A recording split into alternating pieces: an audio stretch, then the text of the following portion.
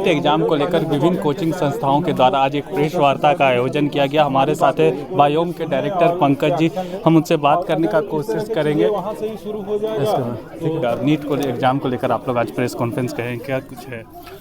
देखिए, हमारा जो प्रॉब्लम दिख रहा है, जो रिजल्ट्स में प्रॉब्लम दिख रहा है, जो पिछले सालों में ऐसा कभी नहीं आया, जिसके कारण से ये इतना मुद्दा पूरे देश में फैला हुआ है। हम लोग चाहते हैं कि जो चीज़ हुआ है वो जाने अनजाने में भी हो सकता है, और वो कभी कभी सिस्टम में जब रिजल्ट्स रेडी होता है तो उन सब पे भी कुछ कारण से भी हो सकता है। तो हम लोग चाहते हैं कि जहाँ जो प्रॉब्लम हुआ, आप ग्रेस मार्क्स दिए हैं वो हटा दीजिए।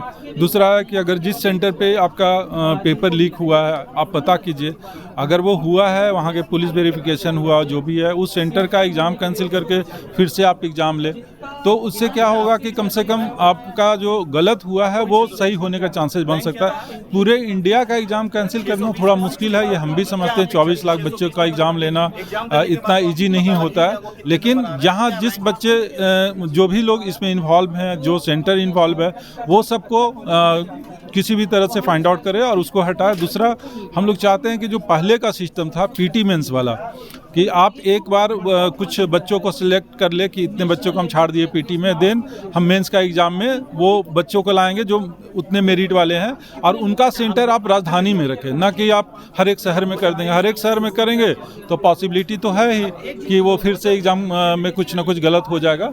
तो पीटी मेंस का सिस्टम जो था वो सबसे अच्छा था, उसको फिर से इन लोग लागू करें। सर, जो कि बच्चों की बात करें तो बच्चा लोग को जो कॉलेज मिलने में जो परेशानी हो रही है, छात्र तो ज़्यादा पास हो रहे तो उससे तो कोई दिक्कत नहीं है। देखिए, मार्क्स तो बच्चे का आ गया, अब मार्क्स आपको आ गया, मान लिया 720 मार्क्स में 720 मार्क्स आ गया, तो बच्चा का सपना होता है, जो इंडिया का सबसे टॉप कॉलेज है वो एम्स है दिल्ली, तो एम्स दिल्ली में पढ़ना है। बट वहाँ तो इतने सारे बच्चे का मार्क्स आ गया कि उसमें से भी बहुत सारे बच्चे को कॉलेज ही नहीं मिलेगा, दिल्ली एम्स नहीं मिलेगा। अब आप स्टेट का ले लीजिए, स्टेट में पिछले साल 600 मार्क्स पे हुआ था, इस बार क्या है कि लगभग 630 मार्क्स से ऊपर पे चला जाएगा स्टेट का मार्क्स। तो ये 30 नंबर का जो गैप हो गया, कोई बच्चा एक्सपेक्ट ही नहीं किया था कि इतना जाएगा। और इस तरह के गड़बड़ी के कारण से, ग्रेस मार्क्स के कारण से, वो सब मार्क्स के कारण से वो रैंक काफ़ी पीछे चला गया। अब कॉलेज ही नहीं मिलेगा तो ऐसा मार्क्स ही लेके क्या होना है। सरकार से क्या मांग करते हैं आप लोग? गवर्नमेंट से चाहते हैं कि इन चीज़ों को खुद भी देखें कि हाँ क्या हो रहा है, अपना बात उठाए, गवर्नमेंट को सेंट्रल में उठाएं। आप स्टेट के हैं, स्टेट गवर्नमेंट को चाहिए कि बच्चों का परेशानी तो उनका भी परेशानी, क्योंकि वो इसी स्टेट के बच्चे हैं और इसी स्टेट के हेल्थ सेक्टर में काम भी करेंगे।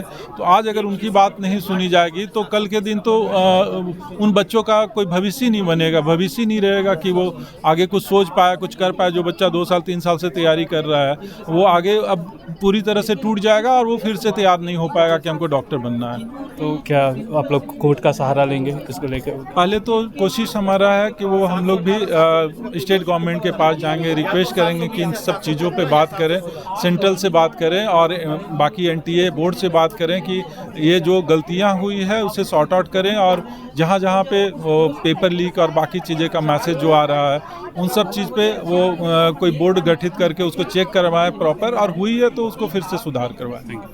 तो ये तो पंकज जी जो बता रहे थे कि नीट के एग्जाम में जो गड़बड़ियां हुई हैं उसको कैसे सुधारा जा सकता है और कैसे सुधारना चाहिए, और नहीं सुधरता है तो ये कोर्ट का सहारा भी लेंगे। सहयोगी फयाज के साथ मैं संजीत झा, कोयलांचल संवाद, रांची।